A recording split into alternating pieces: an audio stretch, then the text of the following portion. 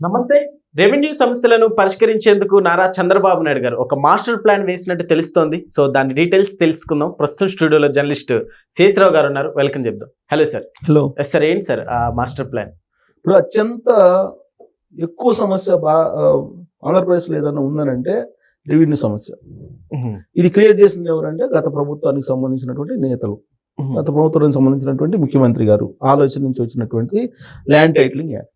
ఈ land titling act కారణంగా 190 మంది భూ సమస్యలతో బాధపడుతున్నారు. ఓకే. ఆ కారణంగానే 2024 ఎన్నికల్లో కూడా జగన్మోహన్ రెడ్డి గారికి 11 స్థానాలకు పరిమితం అయ్యారు. అనేక అంశాలు ఉన్నప్పటికీ కూడా ఇది ప్రధానమైన అంశంగా కనిపిస్తుంది. దాన్ని పరిష్కరిస్తానని చెప్పి చంద్రబాబు నాయుడు గారు 2024 ఎన్నికల సందర్భంగా హామీ ఇచ్చారు. గెలిచిన తర్వాత వెంటనే ల్యాండ్ టైటిలింగ్ యాక్ట్ని రద్దు చేశారు. కానీ రీసర్వే చేసినటువంటి మొత్తం గ్రామాల్లో సమస్యలు అలానే ఉన్నాయి. ఈ సమస్యలు పరిష్కరించడానికి సిసోడియా కమిటీని వేశారు. సిసోడియా కమిటీ కొన్ని సిఫారసుల్ని చేసి దాని ప్రకారం సార్ట్అవుట్ చేయండి అని చెప్పారు. ఓకే. కానీ సార్ట్అవుట్ చేయాల. ఇప్పటికీ ఎక్కడ వేసిన గొంగలి అక్కడే అన్నట్టుగా సమస్యలు ఉన్నాయి. ఇప్పుడు ఆ సమస్యలు పరిష్కరించండి అని చెప్పి ఇప్పుడు 2-3 సార్లు చంద్రబాబు గారు మీటింగ్ పెట్టారు, రివ్యూ మీటింగ్. హెచ్ఓడీలతో మీటింగ్ పెట్టి రివ్యూ మీటింగ్ పెట్టి ఇమీడియట్గా ల్యాండ్ ఇష్యూస్ని మీరు సార్ట్అవుట్ చేయండి అని చెప్పారు. కానీ ఒక్కళ్ళు కూడా రెస్పాండ్ కాల. రీసర్వేకి సంబంధించి చుక్కలు చూపిస్తున్నారు ప్రజలకి రెవెన్యూ డిపార్ట్మెంట్. ఓకే. అత్యంత అవినీతి పరమైనటువంటి డిపార్ట్మెంట్ ఏదైనా ఉందంటే రెవెన్యూ డిపార్ట్మెంట్ అనేది ఎవరిని అడిగినా చెప్తారు. ఇది దాన్ని ప్రక్షాళన చేయాలని చెప్పి చంద్రబాబు నాయుడు గారు ఇప్పుడు భావిస్తున్నారు.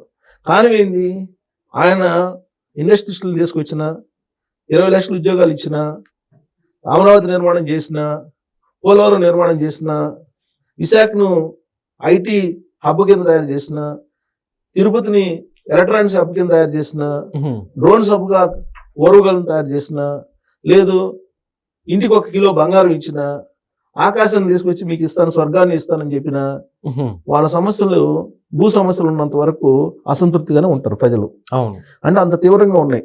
దానికి చెప్పే ఇవన్నీ అంత తీవ్రమైన సమస్య రెవెన్యూ సమస్య. ఇవాళ 190 మంది ఆంధ్రప్రదేశ్లో బాధపడుతున్న సమస్య ఏదన్నా ఉందంటే భూ సమస్యలు, భూములకు సంబంధించినటువంటి ఇష్యూస్, అనేక రకాల ఇష్యూస్. అది అసైన్ ల్యాండ్స్ని రిజిస్ట్రేషన్ చేసిన సమస్య ఒకటైతే, ఫ్రీ హోల్డ్ చేసినటువంటి భూములు ఒకటైతే, గ్రామకాండ సమస్యలు ఒకటి, తర్వాత ఎల్పిఎం నెంబర్లు తారుమారు చేయడం ఒకటి, మ్యూటేషన్ల విషయంలో ఒకటి, ఇలా రకరకాల ఒక సమస్య కాదు 1,000,000 సమస్యలు క్రియేట్ అయ్యాయి. దాని సమస్యను పరిష్కరించాల్సినటువంటి రెవెన్యూ అధికారులు పరిష్కరించడానికి డబ్బులు అడుగుతున్నారు.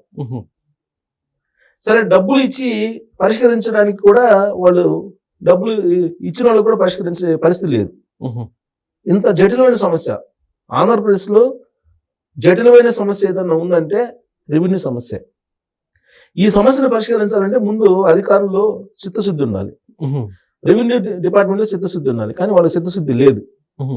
ఎంఆర్ఓ ఆఫీస్కి వెళ్తే ఎంఆర్ఓ ఆఫీస్ సమాధానం చెప్పడు, ఆర్డీఓ దగ్గరికి వెళ్తే ఆర్డీఓ సమాధానం చెప్పడు, జాయింట్ కలెక్టర్ దగ్గరికి వెళ్తే జాయింట్ కలెక్టర్ చెప్పడు, కలెక్టర్ దగ్గరికి వెళ్తే కలెక్టర్ చూద్దాం ఆల్రెడీ చేస్తున్నారు కదా అని చెప్తారు. రివ్యూ మీటింగ్లోనేమో మేము చేస్తున్నాం, సార్ట్అవుట్ చేసామని చెప్పి చంద్రబాబు గారు చెప్తారు. తీరా సార్ట్అవుట్ చేసామని చెప్పి దాన్ని డిస్క్లోజ్ చేసిన తర్వాత మళ్ళీ గ్రీవెన్సెల్కి ఇదే సమస్యను మళ్ళీ ప్రజలు తీసుకొస్తున్నారు. దాదాపు 8 లక్షలకు పైగా దరఖాస్తులు వచ్చాయి మా సమస్యలు పరిష్కరించండి అని చెప్పి, ఈ డేటా ప్రకారం. ఓకే. అంటే ఎంత పెద్ద సమస్య చూడు ఆంధ్రప్రదేశ్లో రెవెన్యూ సమస్య.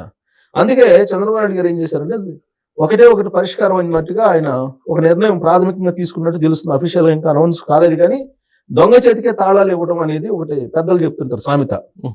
దొంగతనం జరగకుండా దొంగకే తాళాలు ఇచ్చేస్తే సరిపోతుంది కదా. బహుశా ఆ సూత్రాన్ని ఏమన్నా చంద్రబాబు గారు ఇంప్లిమెంట్ చేస్తున్నారేమో. కానీ పూర్తి స్థాయిలో పవర్స్ అన్ని కూడా తహసీల్దార్లకు ఇవ్వాలని చెప్పి తీసుకున్నారు ప్రాథమికంగా అని తెలుస్తుంది. ఏ సమస్య ఉన్నా కానీ వాళ్ళు సార్ట్అవుట్ చేయాలి. ఎంఆర్ఓలు వాళ్ళు సార్ట్అవుట్ చేయలేనటువంటి సమస్యలు ఏంటి అని అంటే మ్యూటేషన్ల సమస్య, అది ఆర్డీఓలు చేయాలి.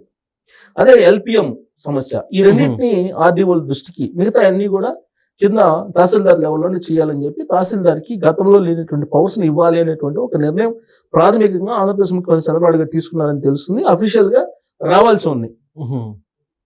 మరి జాయింట్ కలెక్టర్లు ఏం చేస్తారు అని అంటే ఆయన ప్రభుత్వ భూమిని ప్రైవేట్ కింద కన్వర్ట్ చేయటం అనేది ఆ స్థాయిలో ఎవరు జాయింట్ కలెక్టర్ స్థాయిలో చూసుకోవాలి.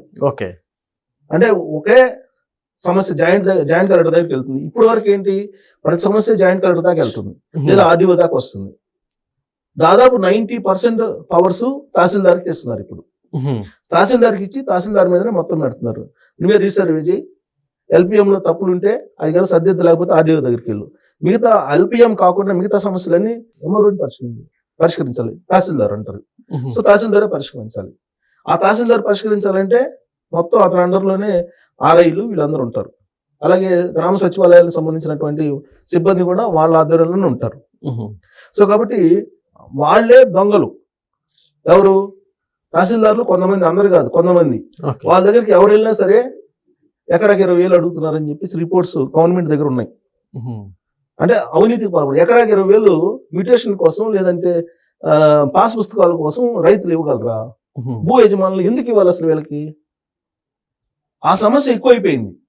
దాంతో రకరకాల సర్వే చేసినప్పుడు ఈ ప్రజలు అసంతృప్తిగా ఉన్నారంటే అసంతృప్తిగా ఉన్నారు అని వస్తుంది. ఎందుకు అసంతృప్తిగా ఉన్నారంటే రెవెన్యూ సమస్యలు. ప్రతి వాళ్ళకి రెవెన్యూ సమస్య ఎందుకు వచ్చిందనంటే ఇది క్రియేట్ చేసింది ఎవరంటే గత ప్రభుత్వం. గత ప్రభుత్వం క్రియేట్ చేసినటువంటి సమస్యను పరిష్కరించాలి కదా కొత్త ప్రభుత్వం. 15 నెలలు అయిపోయింది. 15 నెలల తర్వాత కూడా ఎక్కడ సమస్య అక్కడే ఉంది.